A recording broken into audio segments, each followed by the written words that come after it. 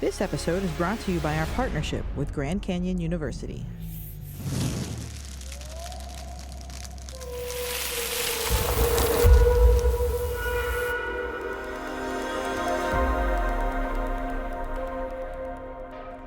Hey there, welcome to the Ignite Project. I'm Jessica Solano, Director of Recruitment and Engagement, and today for our Season 2 finale, we have the awesome pleasure of getting to have our new Superintendent Heid, with us today. Welcome. Thank you for being on the show. Absolute pleasure to be here. Thanks for having me.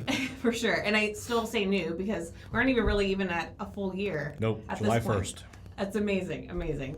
So just to kind of give everyone, our listeners, a background of you, you've been in education for about 20 years, starting as a middle school teacher in Sarasota County, Correct. Then an assistant principal, gone to the DOE, been a chief academic officer, superintendent in Illinois, and now here with us. And even though it's only been less than a year, I feel like there's been a lot of change, a lot of positive change in our district, which has been great.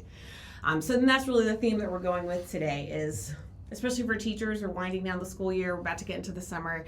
We're exhausted and we're tired from a long year, but we also want to make sure that we're reflecting on the positives and the things that need to change and then looking forward for next year. And something that I know as a teacher I heard all the time and that I still hear is when we want to make change, sometimes we hit that main wall of, well, this is the way that it's always been. Sure. Right. And so I love this quote by Catherine DeVry. Remember that the 6 most expensive words in business are, we've always done it that way. Mm-hmm. And for us, that expense is human capital, it's cost, student learning. So it's been definitely really exciting to see a lot of the change and throwing out that idea of, well, we've always done it this way. Mm-hmm. So first question for you is, what would you say if you thought back on this past year would be 3 ways that you and your team have really made a positive impact on creating change in our school district? So I'm going to start with just being visible. I think getting out into community, listening to stakeholders, whether they're stakeholders that are directly involved in delivering services to our students, and that includes all of our employees, or we talk about stakeholders from the community perspective, right? Faith-based leaders, business leaders, community leaders, parents, grandparents, alumni. Yeah. It's really important to get their perspective of what's going well in Polk County and what's not. And so I think one of the successes this year has been visibility and stability as a direct result. Anytime you have a change in leadership, there's always that question mark. What's the new leader like? What will he or she want or demand from our system? And I think what I've tried to do is enter our school system in a very positive, professional, respectful way, acknowledging some areas where we absolutely flourish as a school district, but recognizing very quickly where frustrations lie and how do we start working to attack those without hurting people's feelings. And I think that's an important part, is you can make change come about in a respectful, positive way. But you have to take the time to explain yourself and support those initiatives as well. I think successfully negotiating multiple contracts almost immediately upon arrival, again, provided some stability. It also let me get myself out there, my leadership style and how I approach our employees, where my values lie for our employees. I think that brought a high level of positive feedback as well, and an affirmation for them that change that's coming is going to be a good thing. Right. It's going to be progressive. It's going to be systemic. But that we don't have to be fearful of it, because I've also provided the reassurance that we're not going to add anything new without taking away. Right. Very recently, we demonstrated that. We've done some reorganization within the district level positions, added a few new ones, consolidated others, elevated people's positions. First time we've done a comprehensive job study in a long time. Yeah. To reevaluate duties and responsibilities and make sure people are in the right roles and that they're being compensated fairly. But at the same time, we've started doing a deep dive on contracted services and been more reflective on what could we do, because we have that talent here, and why are we relying on external contracted services? And so I think we've started to whittle away at that and start to build our fund balance as a result. So that will allow us to provide greater longevity and stability for our employees moving forward. That's awesome. So there's a lot more than that, but I think those are 3 huge initiatives on the front. Obviously, strategic plan. Right. I've said it countless times in the public. It's hard to inherit somebody else's strategic plan. It's like inheriting somebody else's walk-in closet. Some things will fit, some things won't. Some things will look good on you, some things will look hideous on you. Right. So inheriting someone else's vision is really hard to fulfill because you weren't part of the development of it, and you make a lot of assumptions by what was really meant there. So to have the opportunity to set a new direction with all of our collaborative processes because again, the vision and strategic plan is not mine alone. It's a Right. comprehensive needs assessment, and how do we best address that? So I'm excited about that. I think, so you asked for 3, I gave you multiples, but it's important because a lot of good work has happened this year so far. Right. And from an outside perspective, I think that's something that we see a lot is that you're able to have these conversations, collaborative conversations that are extremely respectful. No matter where the different perspectives are coming, I think that ability to be able to get everyone on a shared common goal is something that we can feel all over the district and saying, okay, it's not me against them. It's us working together to try and get to these common goals that we have and respecting each other along the way. So it's great. Absolutely. And of course, it wasn't a year filled with only successes. I'm sure there were some things, some lessons learned along the way. So what would you say would now kind of reflecting back some things that you've learned from or things that you'd want to change for next year? I think there weren't any negative experiences. I think what you learn coming into Polk, and I felt fairly confident with it upon arrival because I made note of it while we were interviewing. It was what attracted me to Polk, was the fact that anyone who came here would have to balance how do we best retain our values and our heritage as Polk County as we grow. Right. And we're not growing because our family's necessarily growing. Thankfully, some of them are. But we're growing because there's a lot of people from outside of Polk that are coming here. Right. And so when that happens, you have to be very respectful of, again, the heritage that you have currently, and how do you balance new with old so that people don't feel like you're eroding their values, their beliefs, their history. And so that's been a challenge. So as we grow, trying to meet the demands of that growth while keeping that in mind is going to be difficult for us. Right. And so we've learned to take a little bit slower pace, take our time listening to communities. We had a great example of that with Alturas Elementary School. Everything on paper said that we should relocate that school and to a brand new facility until such time as we could build a new school on the Alturas campus. But I will tell you, that community, and kudos to them, but they had such pride in there, and they were like, no, we want to retain, this is our community school. That's awesome. And you have to be respectful of that. Right. And so there's some lessons there. I think additionally, looking at the benefits, there are so many people here who are vested in seeing Polk County do well. And everyone here recognizes the county will not flourish without a flourishing school system. Right. So I don't know if there's a lesson learned there as much as there's an acknowledgement that we have to tap into that. Right. And truly, when we talk about collaboration, I mean, it's easy to say, it's hard to do. Right.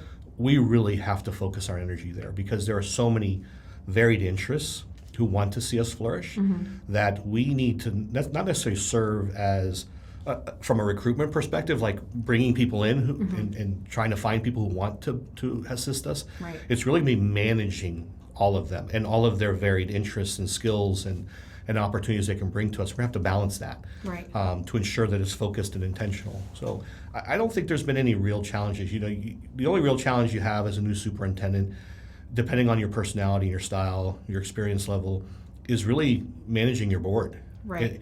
People don't realize, and I'm married. I've been successfully married for 28 years. That's awesome. We've been together for almost 30, or a little over 30. But it is 7 relationships. And our board are dedicated, they're passionate. They each have, and this is what I love about our board, they're so well balanced that each one brings a unique interest or skill set to the table. But you have to nurture, it's like any other relationship. You have to spend time there. And you have to learn how to communicate, when to communicate, communication styles. It's an interesting process. And so I would say that's your only challenge coming in, my only challenge this year. Because everything else I'd be facing everywhere else. COVID was real for everyone. Enrollment issues are real for a lot of people, but those are the kinds of things. How do you build those relationships, being a new person? Because I'm really the only true outsider. Everyone else has been here. Right. So you're trying to integrate yourself into a climate and balancing that so that people understand you don't expect everyone to come to you, that you're willing to meet them where they are as well, so long as it's not just about status quo. Right. And I think that's really valuable that you're bringing that in. And even from a leadership perspective, even from a classroom teacher perspective and working with different colleagues, I think that's something we hear about a lot is I have a brand new team or I'm working on this team and I don't know how to get buy-in from other people. And I think that really speaks volumes to the power of investing in the relationship and not just expecting, hey, this is how it has to be done, and I'm going to rule with an iron fist, and we're just going to make it happen. But you can see the payoff of those relationships that you're building, even though we're not all there watching that go down. We can see it in the board meetings and the work sessions that there is truly a mutual respect and relationships being built and invested in. And that's important because we don't have to always agree. Right. And I think Right. oftentimes people see a board and a superintendent be in disagreement, whether it's individuals or collectively we may be in disagreement. But that's the power of the roles. You know, we need to be mutually respectful and hear each other and learn from each other. And again, I work for the board, but I work in service to our students and Right. staff, and I will always take that position. But our disagreements are professional. They're based off facts, not necessarily opinions or feelings, and that's an important distinction there as well. And Yeah. just because they may see a back and forth, it doesn't mean that we're at odds. Right. I mean, everyone has to be able to have meaningful discussions without their feelings getting hurt or Right. becoming adversarial. Right. So I think we model that behavior well, actually. I was just going to say that. You'd really do. I think there's times when we've seen, well, and we've all experienced it, when I'm having that awkward conversation and it's not going so well, but it's sometimes where you can see like, ooh, okay, they're definitely disagreeing here, but it is always, yes, ma'am, no problem, you know, and it's just collegial and friendly, which Thank you. I think is really incredible. Thank you. So we're looking ahead now. We got 2021, 22 school year behind us and looking ahead. There's a lot of changes still coming. Yes. What would you say are your 2 to 3 big goals that you have for our upcoming school year? Getting collaborative councils up and running even further. So we established those this year.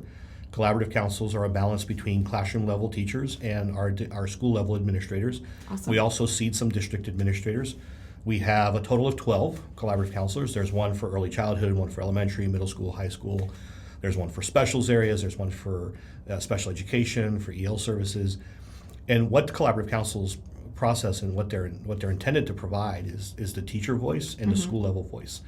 So what sounds good in a boardroom, what sounds good in an office, as educators, may not necessarily have the best practical application.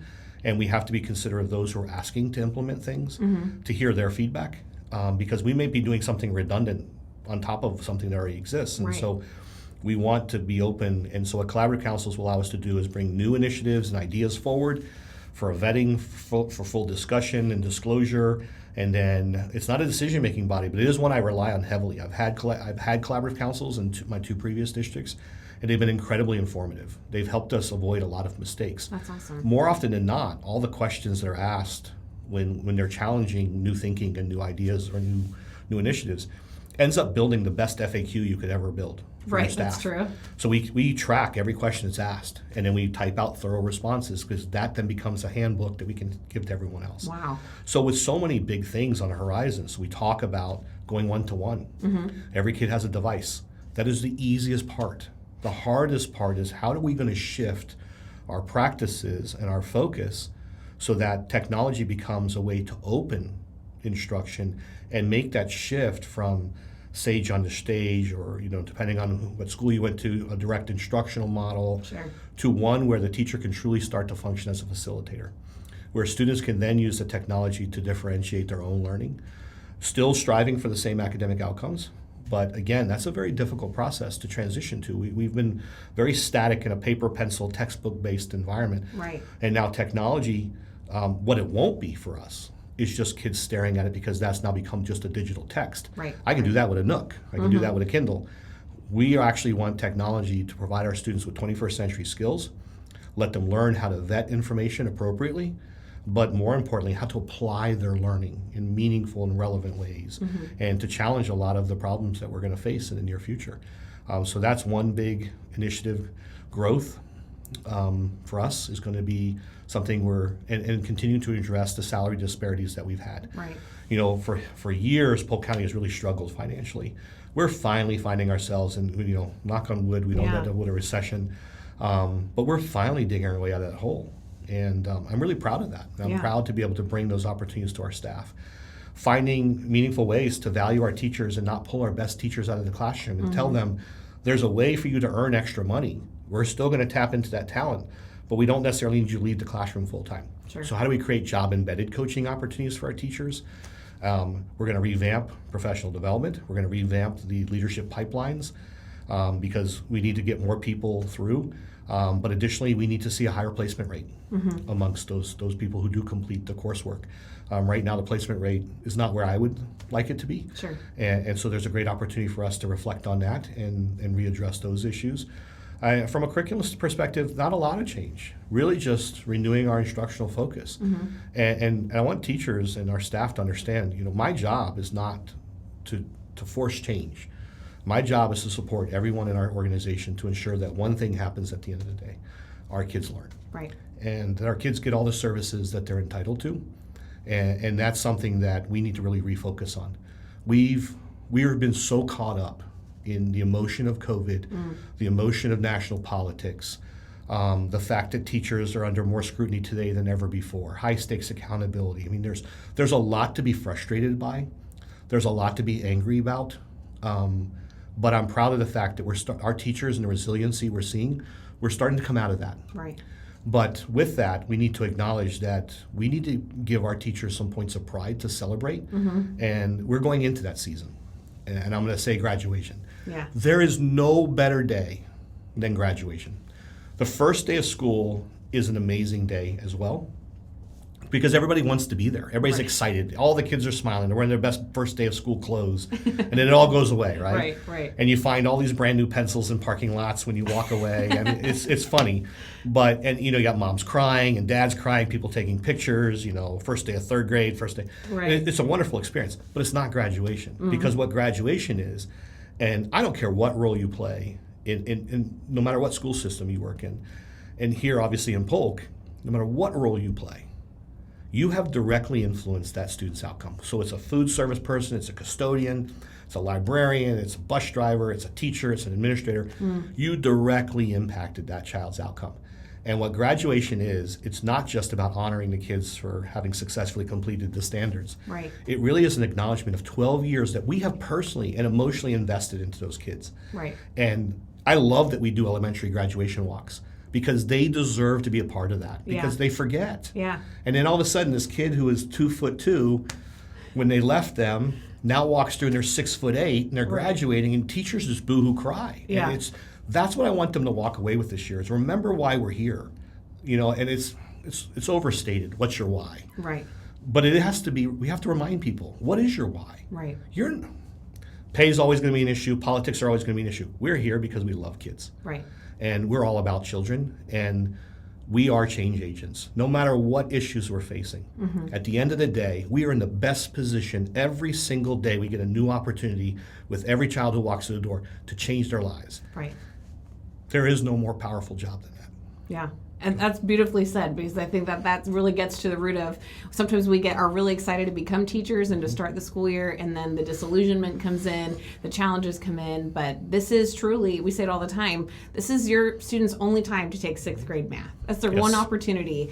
And we need you there to tie the core values that you have into the work, because there's always stuff about the job, any job that we hate. And we want to give our employees voice in that too. Yeah. I mean, that's part of this too, is I don't want to just be a system that starts strong and then people get frustrated and their energy level decreases, and then we're looking forward to every next break, right? Because that's how we survive. How do I get to spring break? How do I get to Thanksgiving break? Sure. We can't be a system that functions and thrives that way. Yeah. We've got to be a system that was willing to bring forward issues and say, this is too much. Yeah. I'm at a breaking point. How do we change this? How do we solve this? Right. And that's what I'm here to do, Absolutely. is to bring about those supports. Yeah, and we love that, because here in recruiting and retention, that's what we're focusing on too. Yes, ma'am. Awesome. Well, we wrap up every show with the same question, and you kind of pretty much have been hitting on it along the way, but it's called the Ignite Project podcast, because we're trying to ignite different passions in our educators. We've had people come in talking about growth mindset, to empathy, to building relationships, all over. So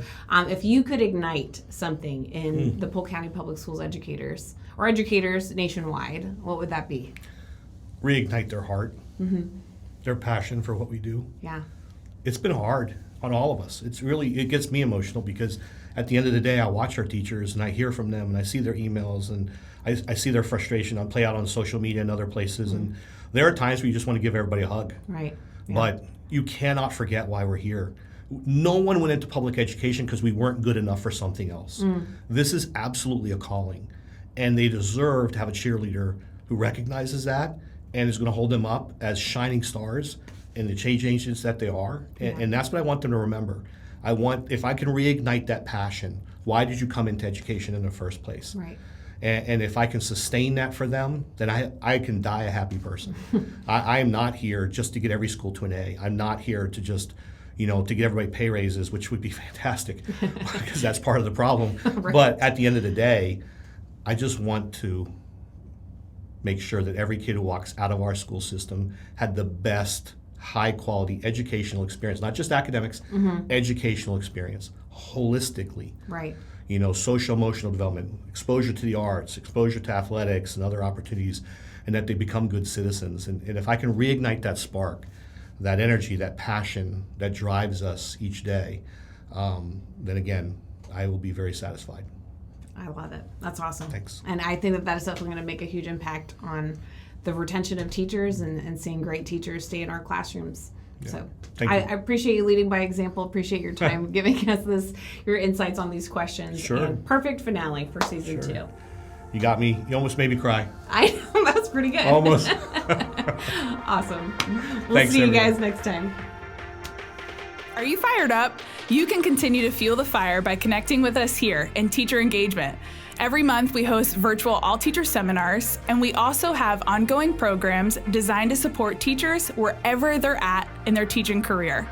Whether you're a new teacher or a teacher leader, there is a way to get plugged in. Follow us on social media at TeachEngagePCPS to see all that we have going on. Let's keep that spark alive and join forces with others who have chosen to stay ignited. Thanks for joining us. You can subscribe to the Ignite Project on Apple Podcast, Google Podcast, or Spotify, or watch online at the Polk County Public Schools YouTube channel. To learn more about the Ignite Project and other Polk County Public Schools podcasts, go to polkschoolsfl.com/podcasts.